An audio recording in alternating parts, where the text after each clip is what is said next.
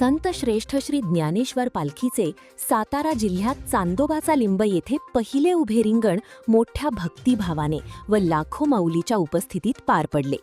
या रिंगण सोहळ्याला अनेक वर्षाची मोठी परंपरा असून सुरुवातीला अश्वपूजन करून वारकऱ्यांच्या टाळ मृदुंगाच्या गजरात अश्व या उभ्या रिंगणात धावत येतात।